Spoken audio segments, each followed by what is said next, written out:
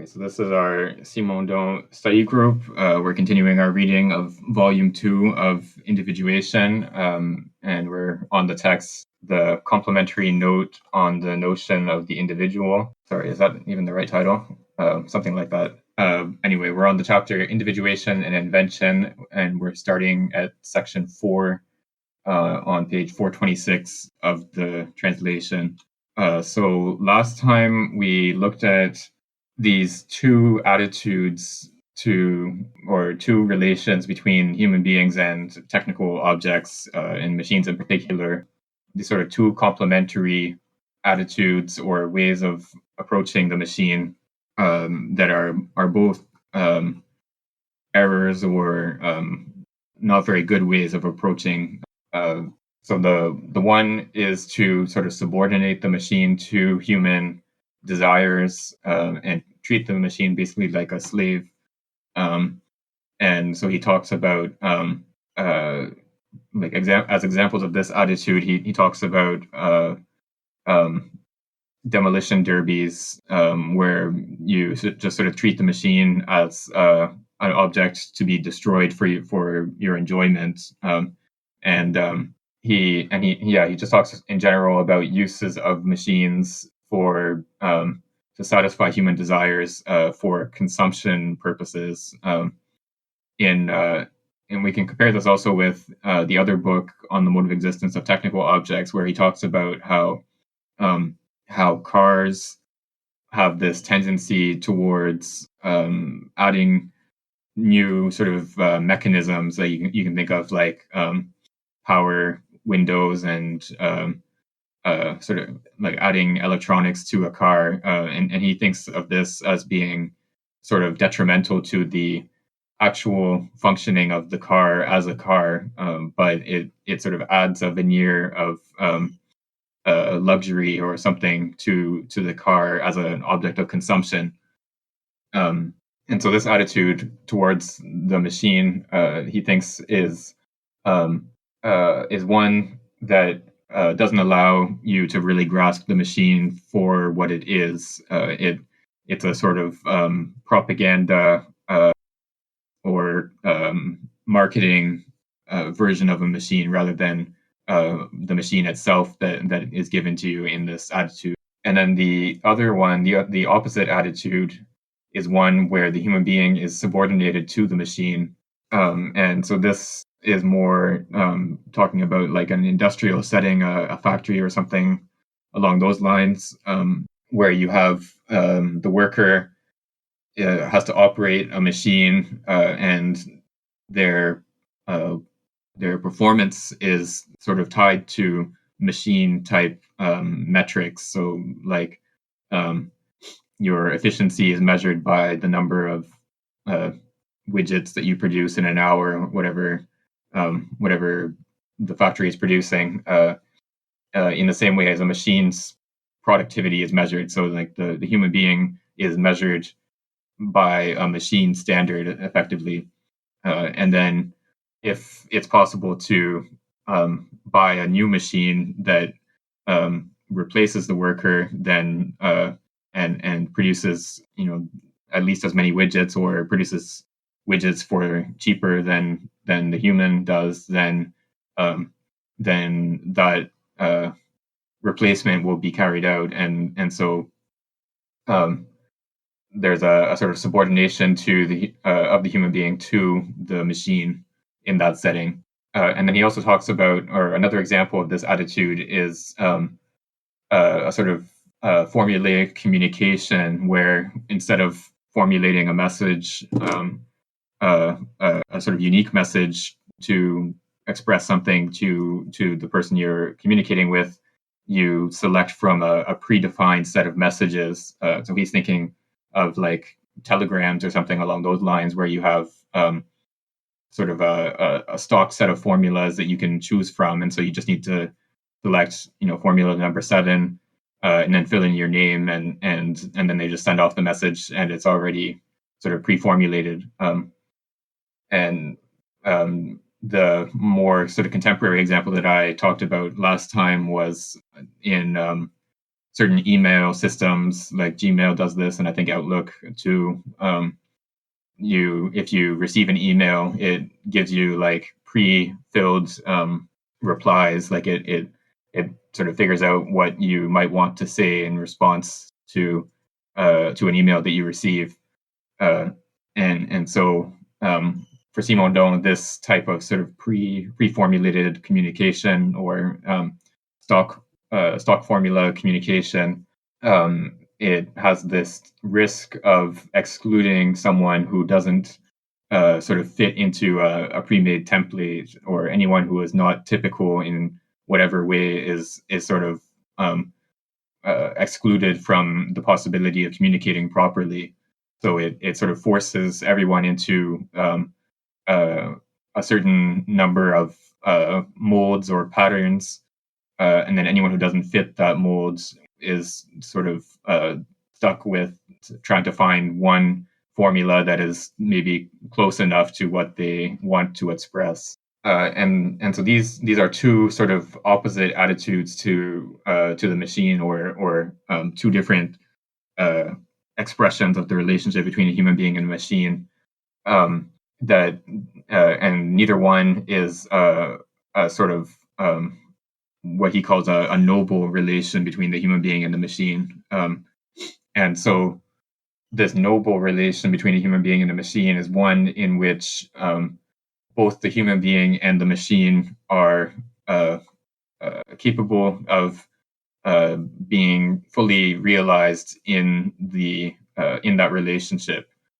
So rather than sort of taking a machine, something that's already constituted and given, and then the human being as something given, and then subordinating one to the other, there's this relationship of double genesis, or a doubly genetic relationship, where the two terms are um, mutually constituted by the relationship. So uh, the technical object and the human both constitute each other in that relation. And his example of this type of relationship is in scientific research, the use of technical objects in scientific research. And so here it's not a sort of face to face relationship of the human being and a machine. Um,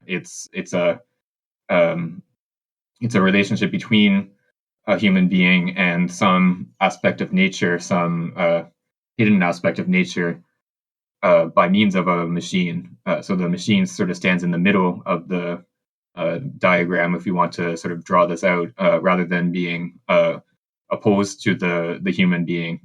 So the human being is capable of acting on some object, some aspect of nature, by means of the machine, and then conversely, the object sort of sends signals, or um, can be the source of information for the human being by means of the machine. Again, so you can think of machines like an electron microscope or a radio telescope or something. These scientific instruments that allow for perception of something that human beings can't perceive with our uh, just native perceptual equipment. Um, and so this relationship, where rather than having that sort of face to face of the human opposed to the machine, you have the human uh, coming into contact with some aspect of nature mediated by the machine. This is what he calls, or this is for him, the sort of prime example of this noble relationship between the human and the machine. And so we're going to, I think, continue on that theme today. And then, or one last point of recap before we start on the next bit, is he talks about the difficulty of sort of escaping these two attitudes to the machine, and in particular how there's a sort of vicious circle involved in the commercial or consumer attitude to the machine, in a sense that the the machine that is produced for a consumer is a machine that the consumer has no understanding of as a technical object. The consumer only understands the machine as an object of consumption, and so the producers of those machines are their interests or their motivation is always going to be to produce a machine that fits with the consumption habits of the consumers rather than to develop a machine that is a real technical advance on the existing machines.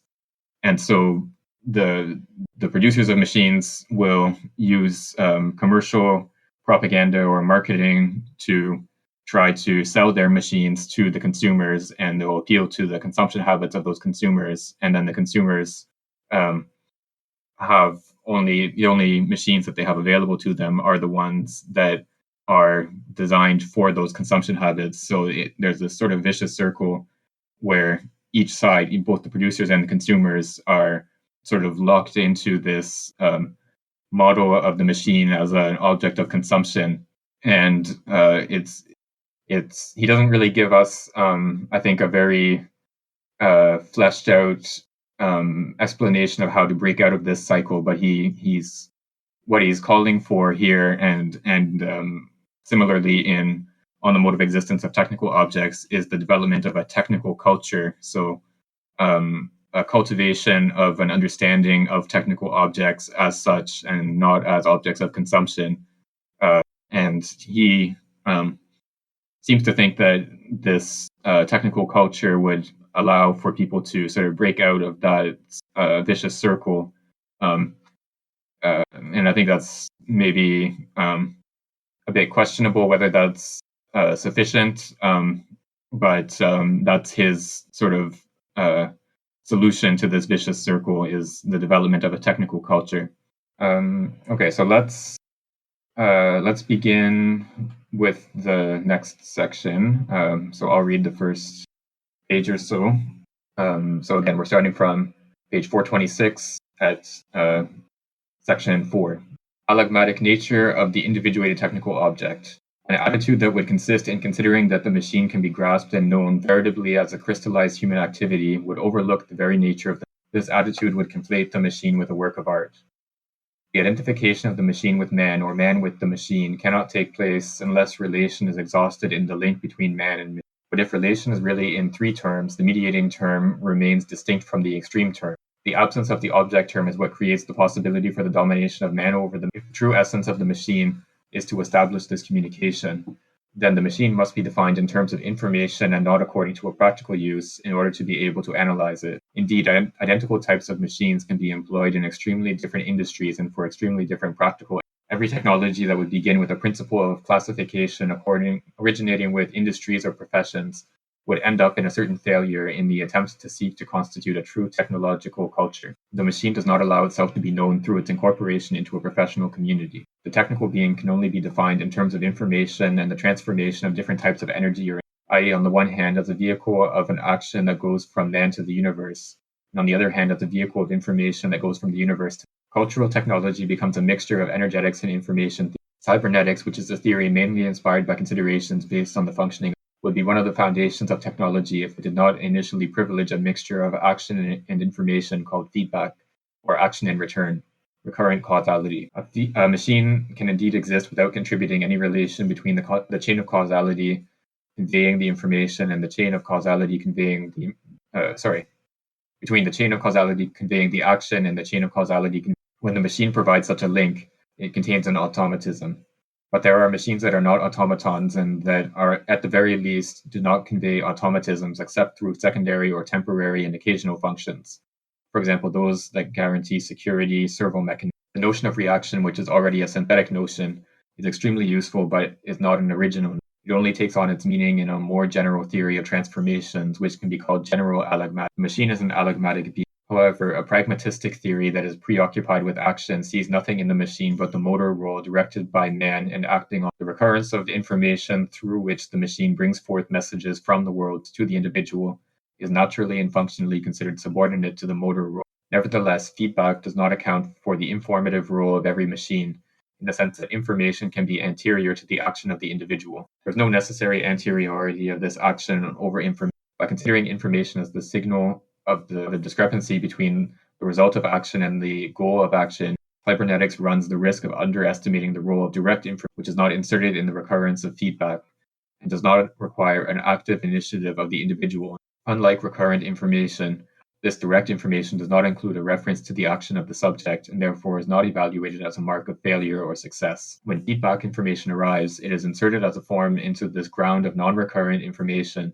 such that the individual is in the presence of two information, a broad and permanent information which inserts it into narrow and temporary, even instantaneous information that is mainly linked to action, is just as variable as action and is always renewed by action. This recurrent type of information does not include as much richness as the preceding type, but is defined on the contrary by several concrete but very simple signals, color, form, attitude, which, due to their paltry richness in information, can easily be replaced or rapidly modified without the requirement of a large expenditure of nervous energy in the operator or a very complex transformation in the machine. Right. So here he's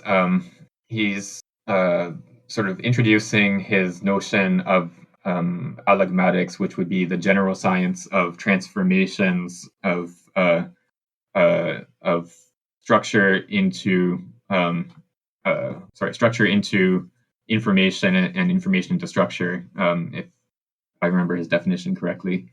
And he sees this science as being a sort of generalization of cybernetics. So he thinks cybernetics is too restrained. It sort of artificially restricts its subject matter to the field of machines that function using feedback mechanism. And so what's characteristic of a feedback mechanism is this idea of a sort of elimination of difference between the result of an action and the goal of the action. So you have like a machine that like some of the sort of simple goal-directed machines that the early cyberneticists developed. I think it was W. Gray Walter who came up with his little artificial turtles or whatever, that they can orient towards the light. So you effectively just have a light sensor, and then you have a motor that can turn the machine, and then you have some sort of signal of a discrepancy between the initial state of illumination on the light sensor and the state of the illumination after the motion. And so you can just have a relatively simple mechanism that allows for a measure of discrepancy between the current state after an action, and the goal state, which is a state of illumination on the light sensor. And so if it detects this discrepancy, it will move in a certain direction, and if the discrepancy is diminished after the movement, then it will continue moving in that direction. Or if the discrepancy increases after the action, it will move in the other direction. And so this very simple mechanism will allow for goal-directed or seemingly goal-directed behavior, in the sense that the machine as a whole will orient towards light sources. And so this type of feedback mechanism, where some sort of discrepancy serves as an input to an action, and then is also the output of a new cycle of that action, is sort of the characteristic structure or functioning that cyberneticists studied in the early days of cybernetics. But for Simondon, this is only sort of one possible one possible picture of the functioning of information and structure in their interaction. So he's going to elaborate a more general theory, or at least sketch out the outlines of a more general theory of how information and structure interact in a more general sense, in a more general sense than in cybernetics feedback mechanism. And here he's going to draw on Gestalt psychology with its notion of the form and the figure ground distinction. So we'll continue to see that throughout the rest of today. Okay, so let's go on to the next page or so if someone else would like to read. I can read. We're at the difference between, right? Yes. The difference between these two types of information becomes extremely palpable when one is forced to translate both into a single form that allows for their comparison. The difference between the two roles is then expressed as a considerable difference between the quantities of information. Thus, the indications that an airplane pilot receives from an altimeter only has value as feedback that allows the pilot to regulate his descent or ascent according to the indications of the needle on the dial. These indications are inserted as the form into a ground that is the overall and synthetic vision of the flown over region and also of the state of the atmosphere or of the cloud ceiling. This feedback must be all the more precise as the practical consequences of the motor activity are important.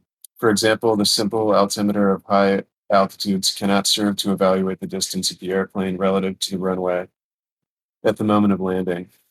One then employs a device that emits electromagnetic waves that reflect off the ground and return with a certain delay, which is evaluated due to the variation of the emission frequency with which the frequency of the reflected wave can interact.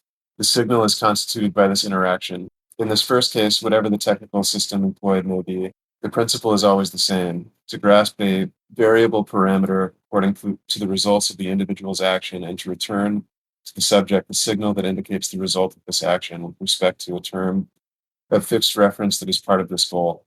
The signal can then be presented to the subject according to a simple intensive or extensive scale corresponding to an oriented axis on which one point or line represents the goal and another point or line represents the result of the action. This information can be represented by the displacement of a needle across a dial.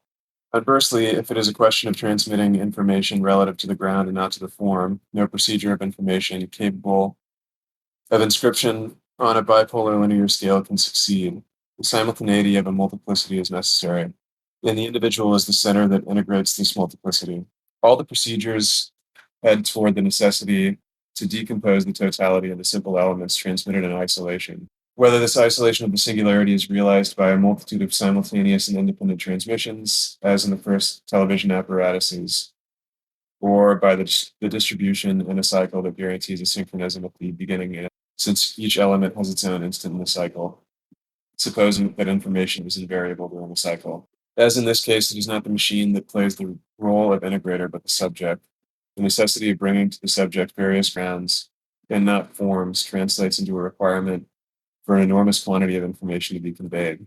This enormous quantity of information to be collected and transmitted without being integrated is what limits the finesse of electromagnetic detection via radar, which poses serious problems for the transmission of moving images in television by requiring it to adopt very elevated video frequencies that increase exponentially as the definition of the image increases.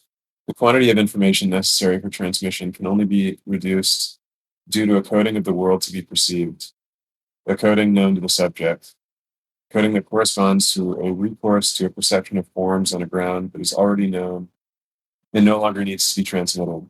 In this sense, it is possible to replace observation of the terrain and the countryside traveled over by plane with a map on which the pilot marks his position by means of the phase relations between the signals coming from the three triangulated stations of electromagnetic transmission, as in the DECA piloting system, SHOREN, or currently via radio beacons.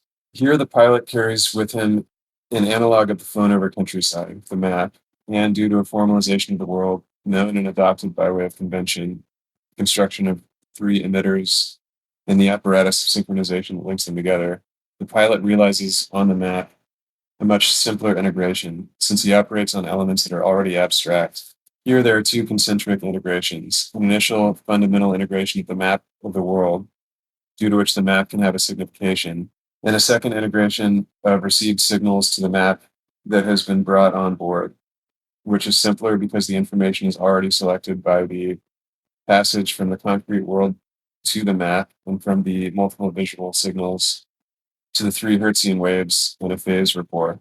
Here, the labor takes place in an image, the map, on symbols, the signals coming from the synchronized emitters.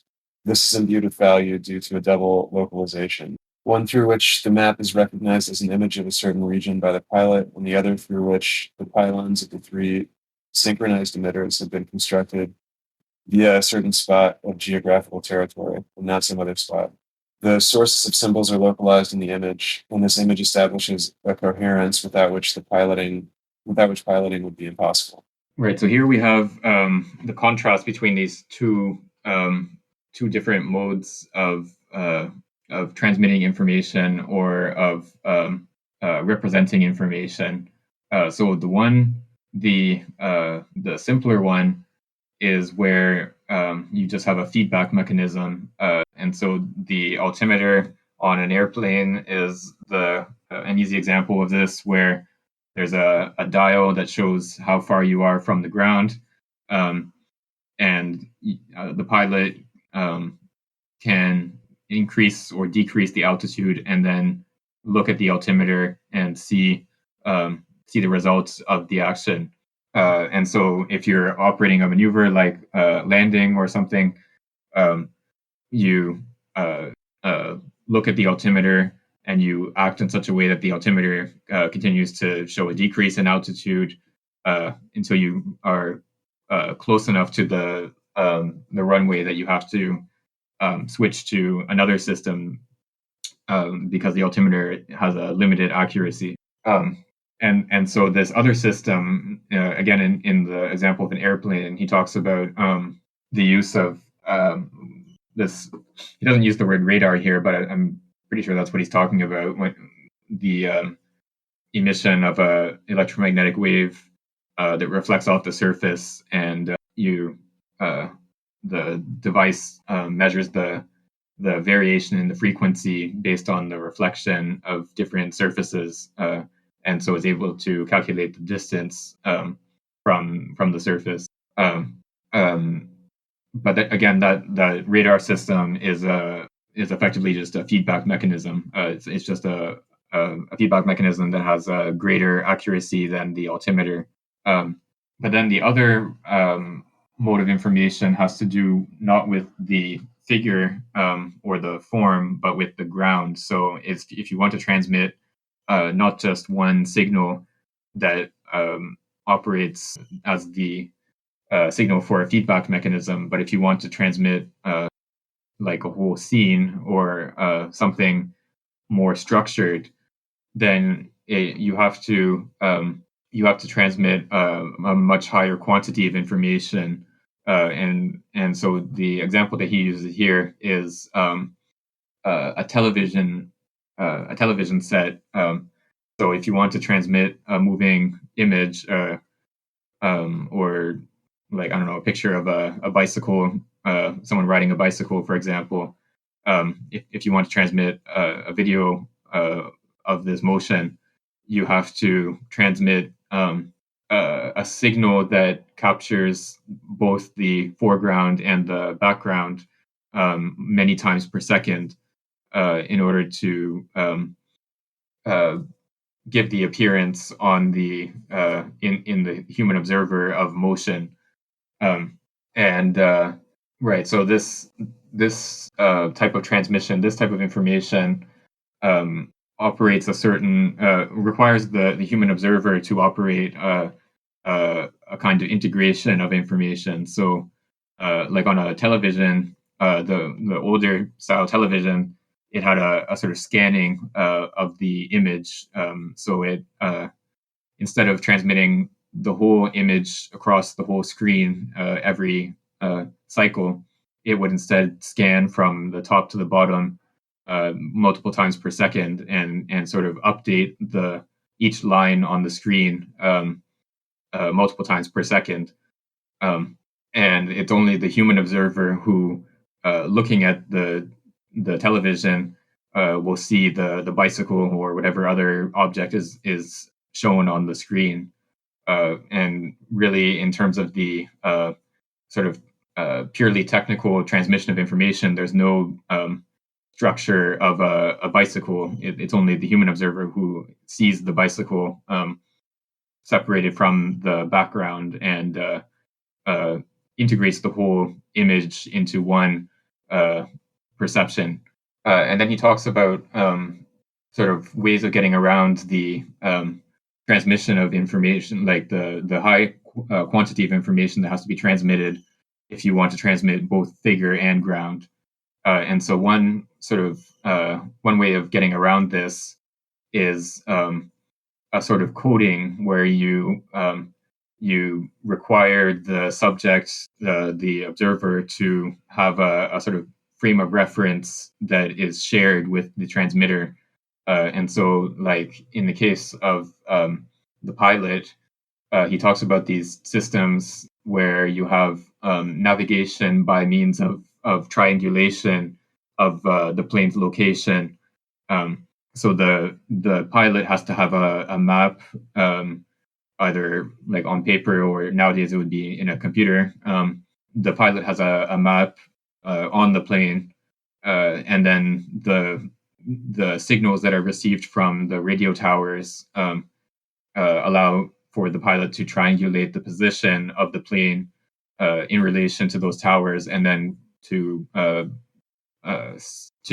assign that position to a point on the map. So effectively, the background or the ground aspect of the situation is rather than being transmitted over the radio signal, is shared at the outset. So it's only in this sort of complete system that contains both the human observer and the map that this radio signal actually conveys information about the location of the plane. If you just are sort of sitting in a cabin with your radio receiver and you receive these signals, it doesn't really tell you anything. It's only in conjunction with the background reference to the map that you can actually use this signal to orient yourself.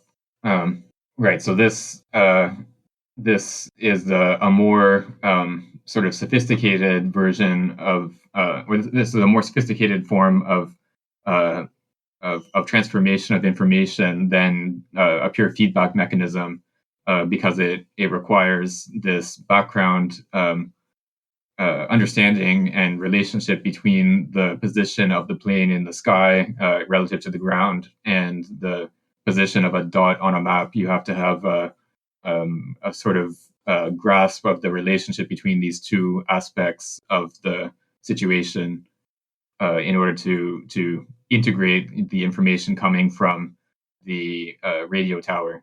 This is a really naive question. So, but is this this is the more fulsome definition of information that he's talked about in the past, like the difference between traditional cybernetic information and his more allegmatic understanding of information is the sort of rolling together both form and ground in this way.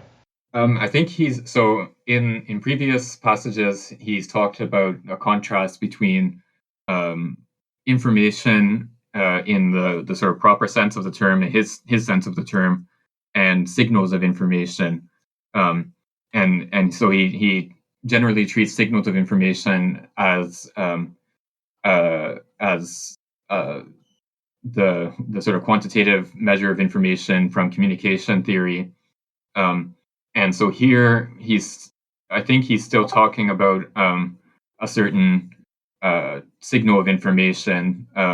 So it's not information in the sort of proper sense of the term, which has to do with the formation of structure out of a previously unstructured domain. Here he's talking about a signal of information, but it's like a more sophisticated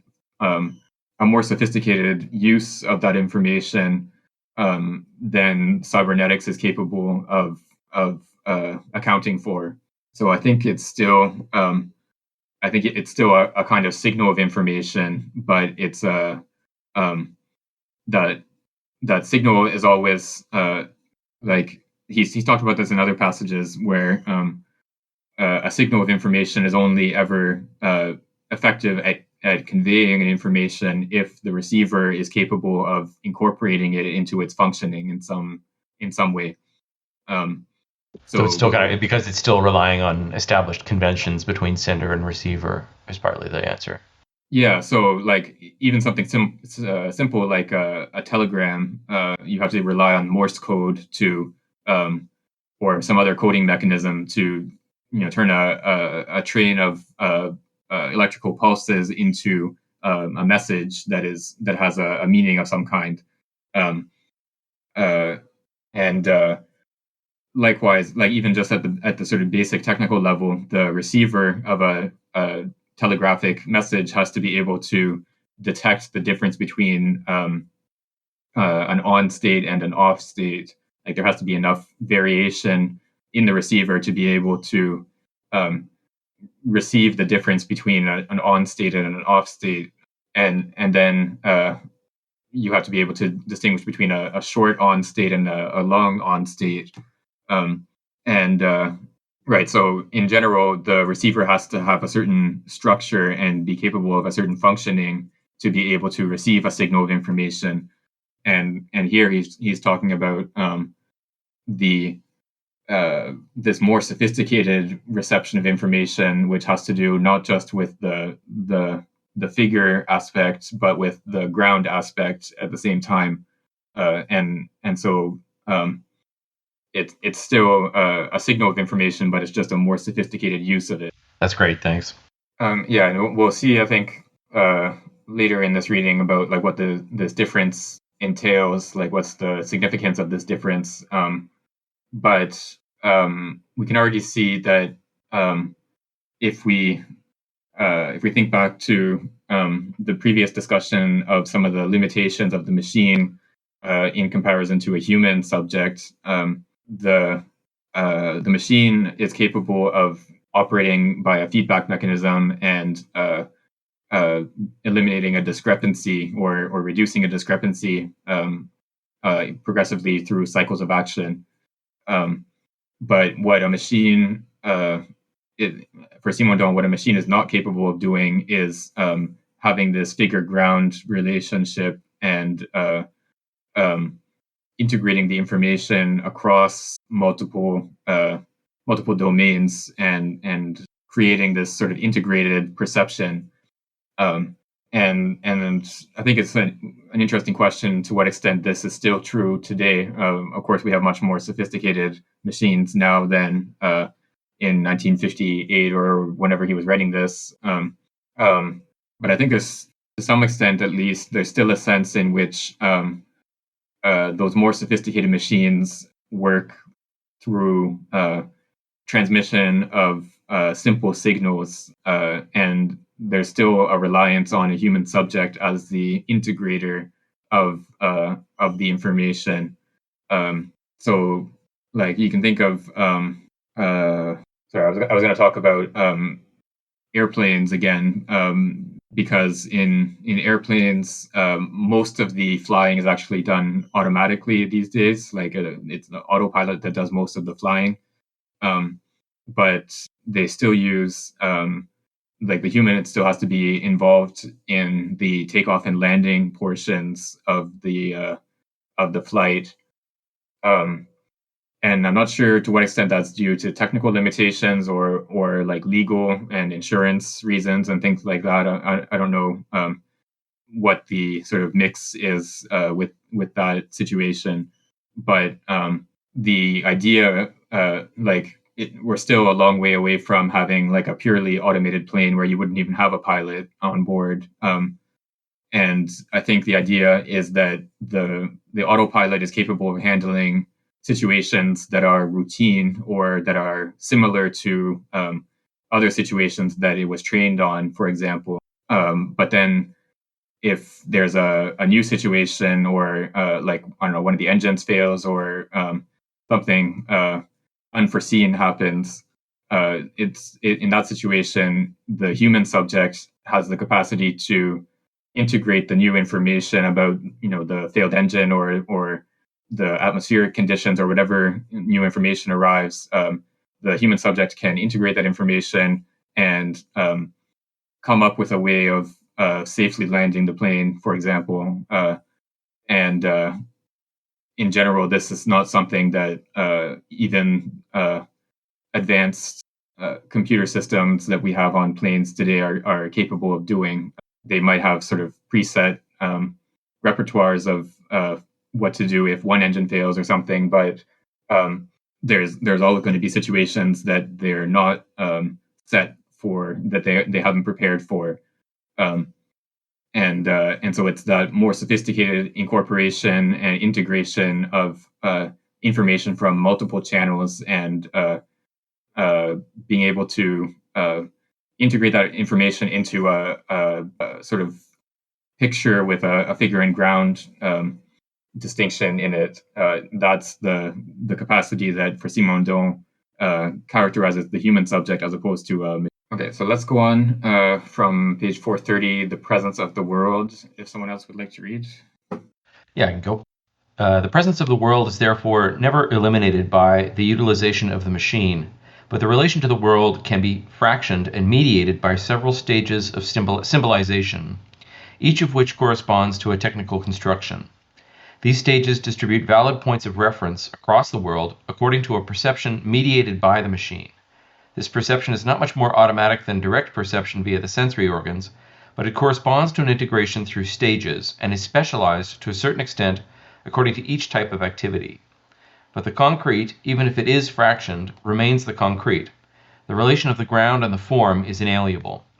Pure artificiality would lead to the conflation of the ground and the form, such that the individual would find itself facing a simplified world where there would be neither universe nor object.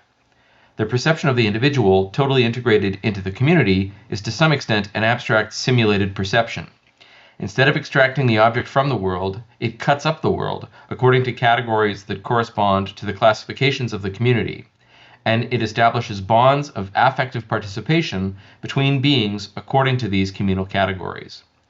Only a profound technological education at the level of the individual can release the individual from the confusionism of stereotyped communal perception. An image is not a stereotype. The values implicated in the relation of the individual to the machine have given rise to so many confusions because the recent development of machines and of their utilization by communities has modified the rapport of the individual to the community.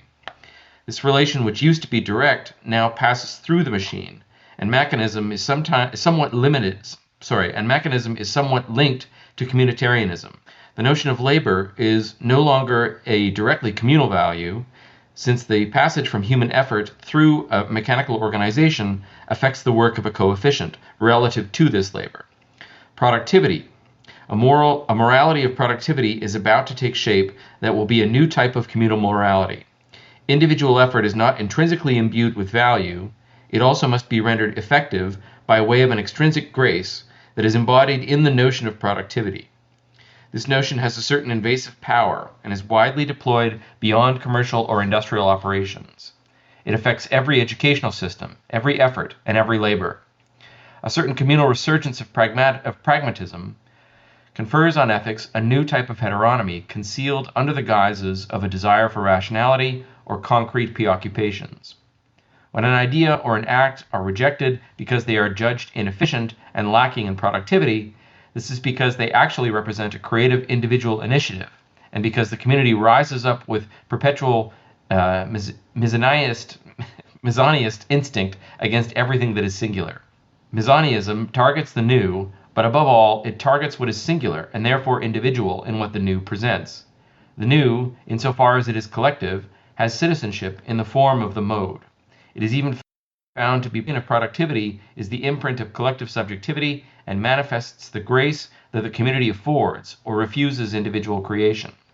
It is not because the civilization loves money that it becomes attached to productivity, but because it is first a civilization of productivity that it becomes a civilization of money when certain circumstances turn this mode of exchange into the concrete criterion of productivity. Right. So here he's so to start with, he argues that this perception that integrates information coming from multiple sources and uses symbolization to incorporate that information into this figure ground relationship is concrete in a sense that the other form of information transmission through the information that is contained in a feedback mechanism is not concrete. So there's the perception of the pilot who receives the signal from the radio tower is a sort of extension of regular perception through our eyes and ears and so on. It's concrete in that sense, whereas the perception of the pilot who just looks at the altimeter is a sort of abstraction. It's just one quantity extracted from the situation rather than a sort of depiction of the situation as a whole.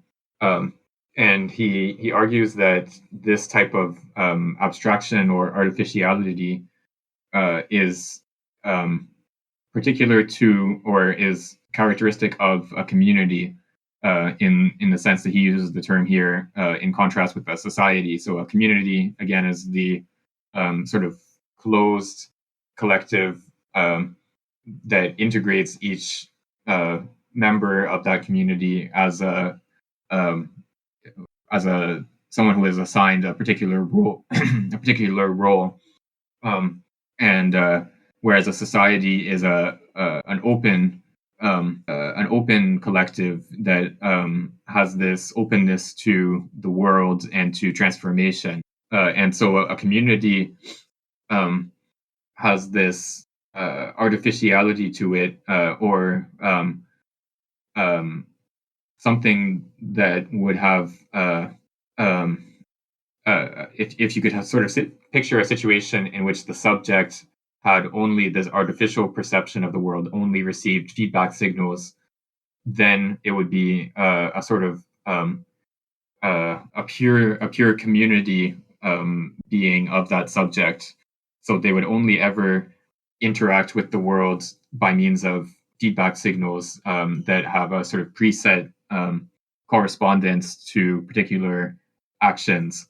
And so there would be no way of sort of transforming that community. It would just be a pure response to particular environmental conditions, and then there would be some sort of action that brings about a change and an approximation to a goal state, but the actual operation of that feedback mechanism would be fixed. And this is sort of like a thought experiment or something that can't actually be realized, because in reality, every collective is both a community and a society. And this purely abstract perception that would only perceive through feedback signals is not really a possible mechanism, or not really a possible mode of perception. So in reality, we have both feedback mechanisms and these more concrete perceptual situations operating at the same time. And what this more concrete perceptual grasp of a situation allows is for the transformation of the situation in which the subject finds itself. So, like again, if we go back to our pilot on an airplane, the pilot has a grasp of the whole situation and can make decisions based on integrating information from a variety of sources, and whereas the autopilot just sort of does what it's set to do, even if it has more sophisticated mechanisms that allow for modifications based on environmental conditions of some kind. The pilot still has this integrative capacity that the autopilot doesn't have. And for Simondon, this integrative capacity is especially especially characteristic of what he calls here technical education, or what he earlier called technical culture. Um, so it's this capacity to grasp the situation as a whole is required in order to grasp the functioning of a technical object.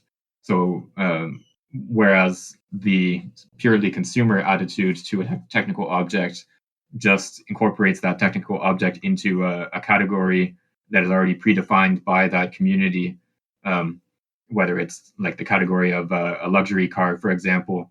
Um, the actual grasp of the technical functioning of the technical object requires this more concrete understanding that incorporates and integrates information from multiple different inputs. And then he also talks about um, how the use of machines in a community can transform the structure of that community, in the sense that the machine comes to mediate between the members of that community. So instead of having something like a relationship from one individual to another within the community, we instead have relationships that are mediated by machines.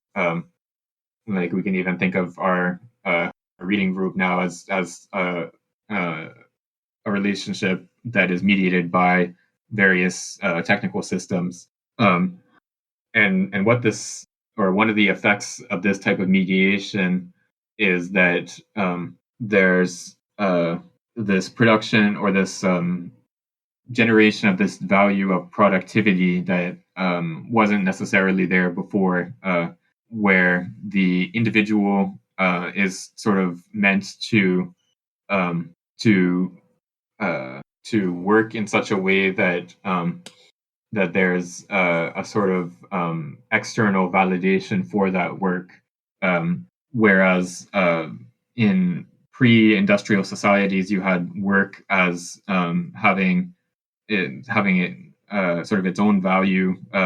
You have in an industrial society, you have work as something that has to um, produce something, that has to be productive, in the sense of creating something valuable for someone else. And you can think of this like any like if you just go on something like BuzzFeed or whatever, you'll see like lists of how to monetize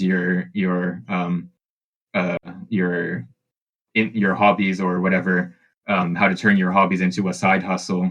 And so the idea that you could just sort of enjoy something and do it for its own sake seems to be sort of antithetical to this productivity, this norm of productivity. So you always have to, whatever you're doing, whether it's education or your hobbies, or whatever activity that you're doing, has to be productive in some sense. It has to produce something, and so this is a sort of a result of this mediation of the community by the machine. So because the machine is incorporated into the community as something that mediates between individuals, the individuals are subordinated to this norm of productivity. There's one translation point here that I think there's a mistake checking the French. Yeah, yeah. So where he says in the translation on page 431, he says, the new, insofar as it is collective, has citizenship in the form of the mode. The mode should be translated as fashion. It should be has citizenship in the form of fashion. So the idea here is that in in a society, or sorry, in a community rather, where where there's this integration of the machine or the technical object as a mediator between individuals. New technical objects are introduced as objects of fashion. So there's a new model of car that comes out every year, or a new iPhone or whatever, that you have to get this new model just because it's the new model, like not because you actually need some technical capacity that this new object has, but just because it's the new one. And so so this is a sort of a relationship with the or this is connected with the norm of productivity in the sense that um, something that is new in not in the sense of fashion as something that is new for consumption, but something that is like an actual new technical operation is going to be rejected um, because it's not productive. It's not something uh, that produces in the same way that a new model of car or a new phone does. So this is sort of the relationship between the norm of productivity and the new model of technical object as a fashion. Okay, so let's go on to the last bit of this chapter from Nevertheless, Despite Appearances. If someone would like to read. Yeah, I can read. Nevertheless, despite appearances, a civilization of productivity, regardless of the apparent civil liberties that it leaves to individuals, is extremely restrictive for them and prevents their development, since it simultaneously enslaves man and machine. It realizes through the machine a restrictive communal integration. Under the influence of a humanist preoccupation, man must not revolt against the machine. Man is only enslaved to the machine when the machine itself is already enslaved by the community. And since there is an internal coherence of the world of technical objects, humanism must seek to free this world of technical objects, which are called upon to become the mediators of man's relation to the world. Until now, humanism has hardly been able to incorporate the relation of humanity to the world.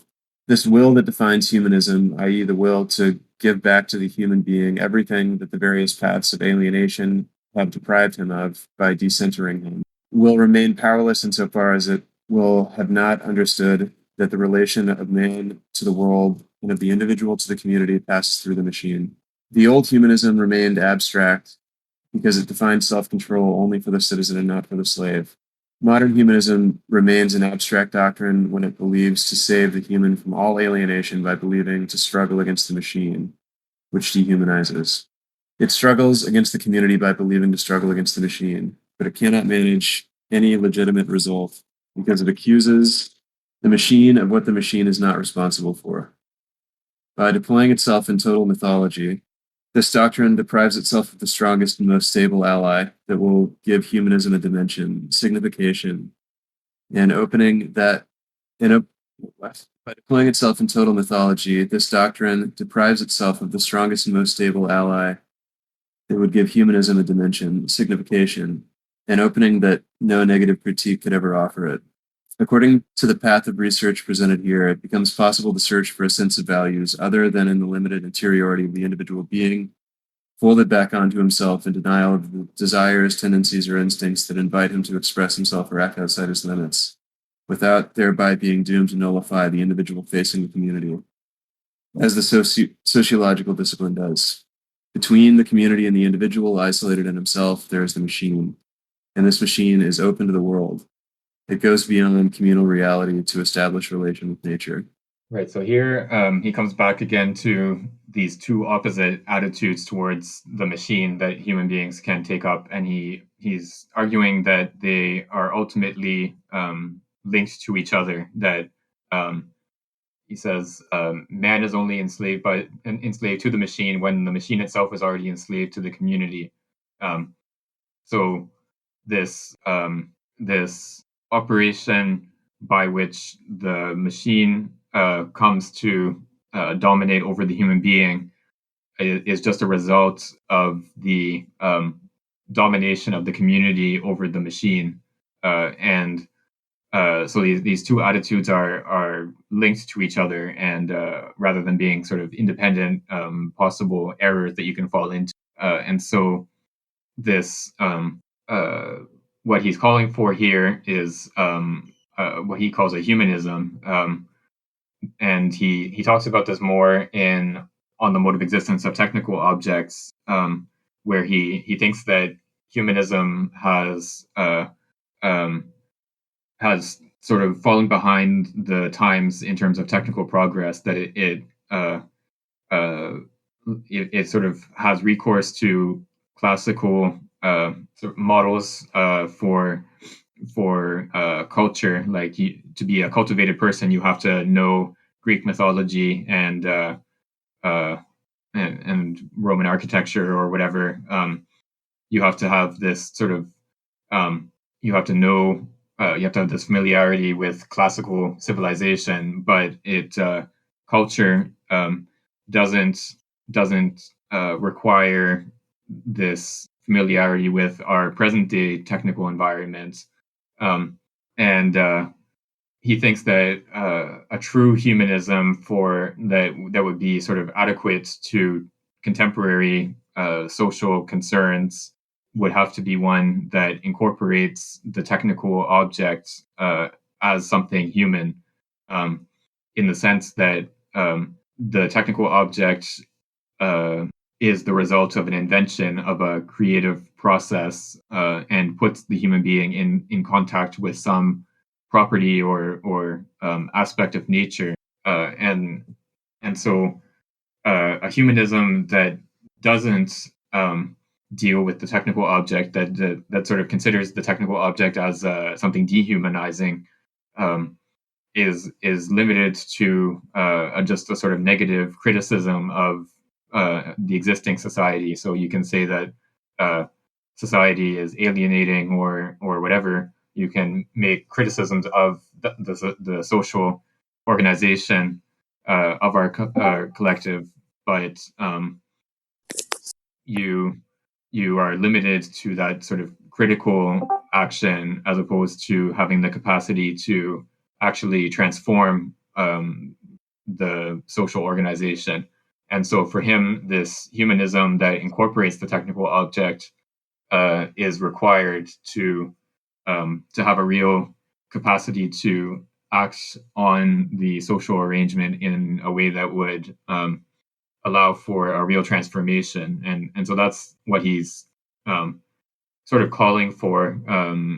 It's not something that he sort of is capable of realizing on his own, but in the other book, On the Mode of Existence of Technical Objects, there's a real an attempt to sort of lay the groundwork for that technical humanism, or humanism that incorporates technical objects into its conceptual scheme.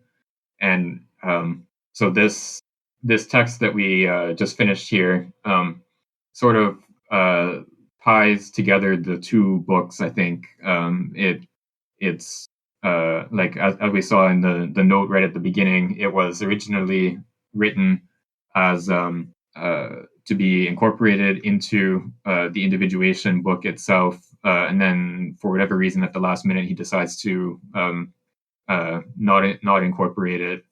But it also ties in with the concern with the technical object and the new form of technical culture that is required by it in the other book. So I think, I think this text is an important one to sort of tie together what might seem like two very different projects in the two books. So we got through that text, that section for today, faster than I expected.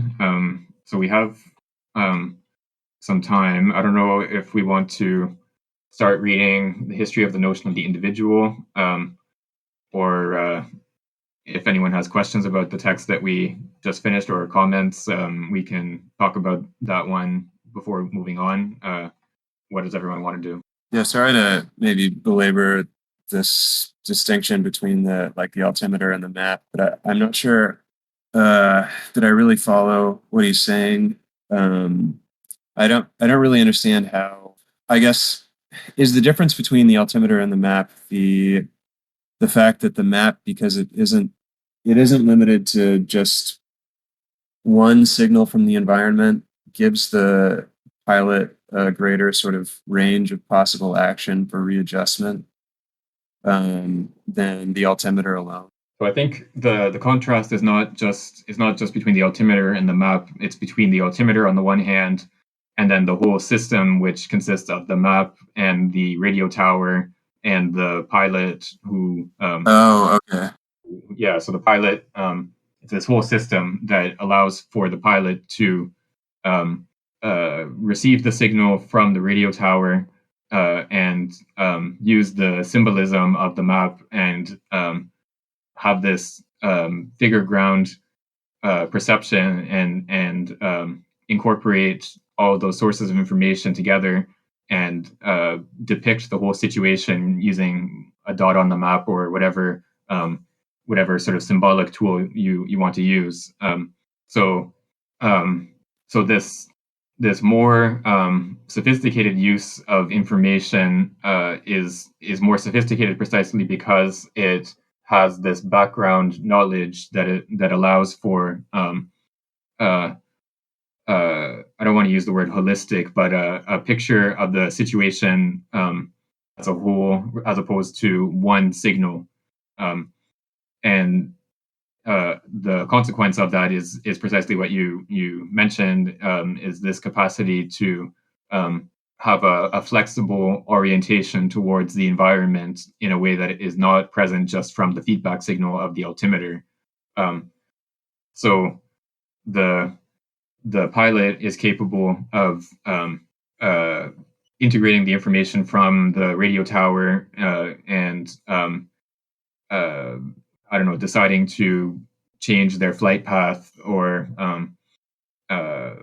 adapting to new weather conditions or changes to the plane or whatever, of making adjustments in that sense, in a way that a feedback system that just sort of measures the difference between a present state and a goal state is not capable of doing. Okay, thanks. Yeah, that makes a lot of sense. So we were considering the altimeter in itself, not the altimeter pilot plane system.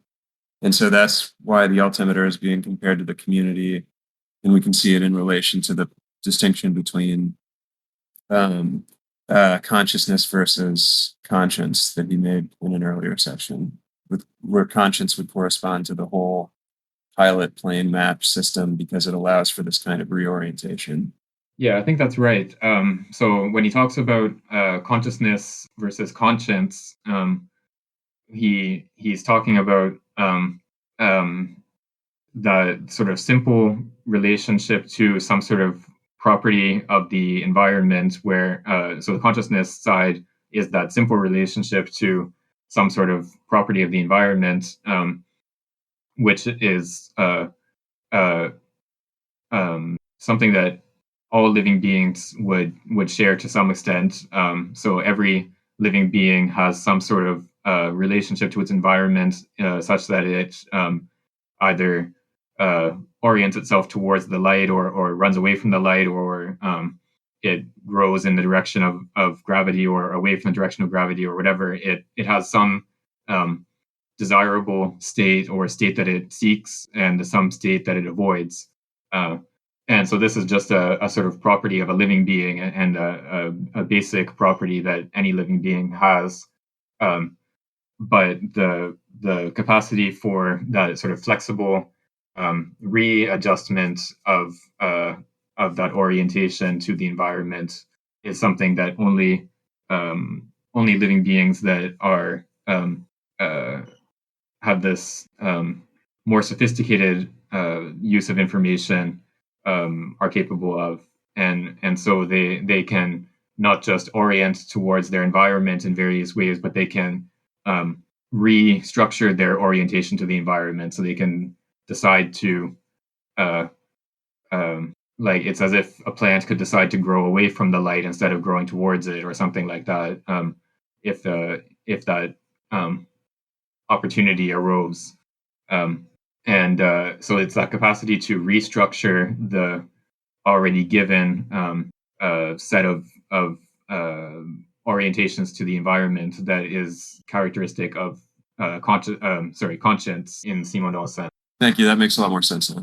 And I think we can also tie this back in with where he, in the chapter on psychical individuation in Volume 1, where he talks about individualization as like a secondary, like a new process of individuation that occurs in a living being. So the living being is already an individual, and then it undergoes a second order individuation process, which is what he calls individualization. And I think this is sort of similar. The sort of processes that he's been talking about in this text are similar to that individualization, in the sense that the existing orientation of the being to its environment is something that comes into question. So it's not just a matter of having an adaptation to the environment. It's a matter of learning and creating, inventing a new way of orienting towards the environment. And so it's a problem solving, and it's a new individuation. So maybe in the next couple minutes, like we can end a little bit early, but I'll just sort of set up a little bit what the reading for next week is. So we have right. So as I mentioned when we started the last text, the order of presentation is reversed in the translation as opposed to the French text. So the history of the notion of the individual comes first in the French text, and for whatever reason comes second in the translation. But this text, history of the notion of the individual, is basically a history of Western philosophy from the pre-Socratics up until I think Nietzsche might be the last person that he talks about, or anyway, it goes up to the 19th century at least, or I don't think he goes into 20th century philosophy, but it's a history of philosophy from the perspective of this notion of the individual. So he goes through different philosophical systems and analyzes what the notion of the individual is in each of these systems.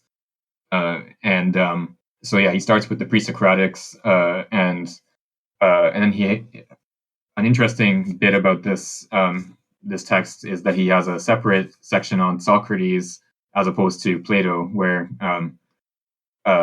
we tend to sort of treat Socrates in Plato's dialogues as just sort of a mouthpiece for Plato.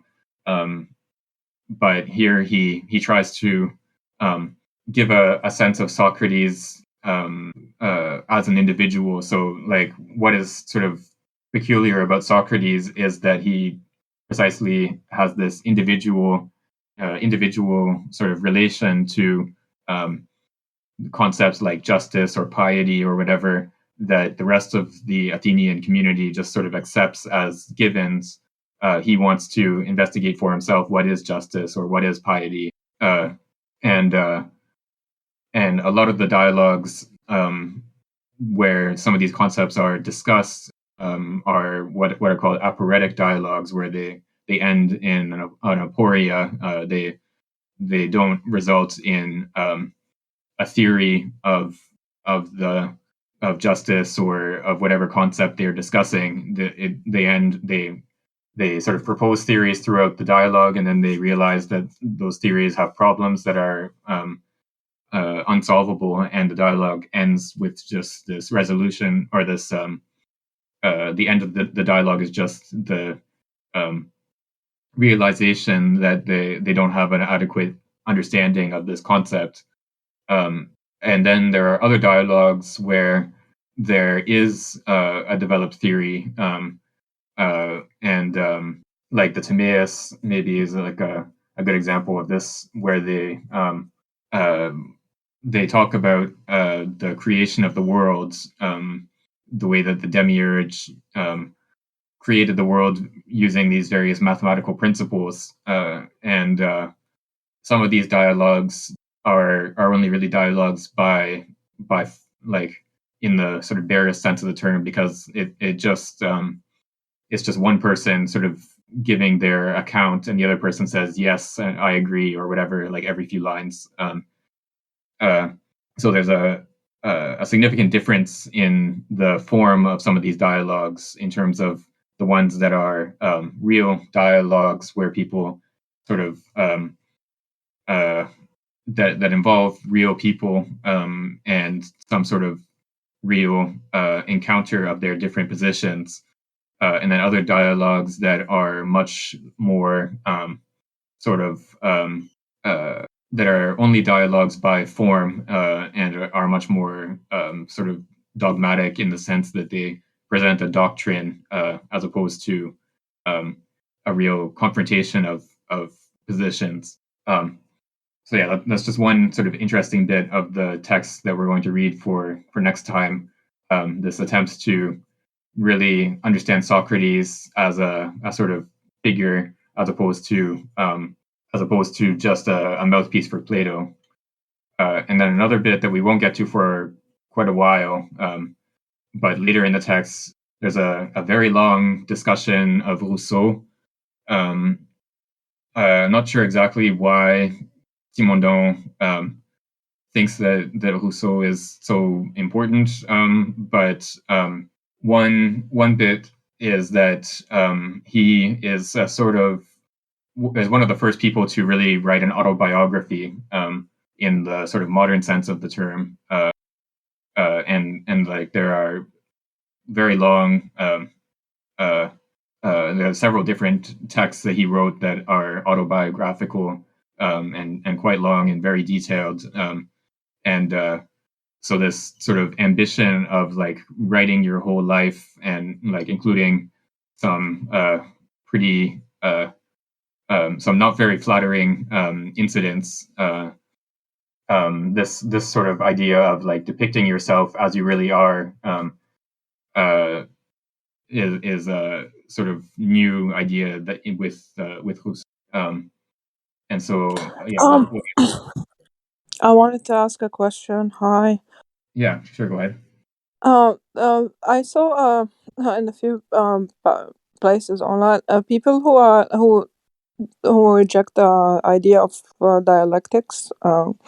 They're often accused of monologuing. Does this like make a kind of a link between dialectics and dialogue? Well, etymologically, so in terms of history, the term dialectics and dialogue are related. Like they come from the same root. So like the sort of initial meaning of dialectics is like the art of dialogue. So like Socrates and Plato's dialogues are sort of the initial example of what dialectic means. But what is the sort of transformation of meaning comes about because in some of those dialogues, what is what is sort of peculiar about several of Plato's dialogues is that the participants in the dialogue, their positions are transformed through the dialogue itself. So they start off saying that justice is X or knowledge is X or whatever, and then over the course of the discussion and through the questioning of Socrates, they come to say that knowledge is not X, it's Y, or justice is not X, it's Z, and so this sort of transformation of concepts comes to be understood as dialectics, especially in Hegel. So Hegel understands dialectics meaning this like self-transformation of concepts, where they by sort of working out what is implied in a concept, you transform that concept into a new concept. And so this is that's sort of the relationship between this notion of dialogue and the notion of dialectic. but yeah, it's interesting because like we've seen a few times in reading the individuation book, where Simondon, in general, like or most of the time, he criticizes dialectics for various reasons, and he distinguishes what he wants to do from. I think he's thinking primarily of the Hegelian dialectics. But we have also seen a couple passages, or at least one passage, um, where he actually takes on the term dialectics for his own position, um, and so I think that would be an interesting question, looking at this text on the history of the notion of the individual and his discussion of the Platonic dialogues, and sort of trying to tie that together with his understanding of dialectics. Yeah, so that would be an interesting project, but I don't know what the result of that would be. Okay, so I think unless there are any other questions or comments, I think we can probably end here for today, and then we'll pick up from the history of the notion of the individual next time. Thanks, everyone, and I hope to see you all next week.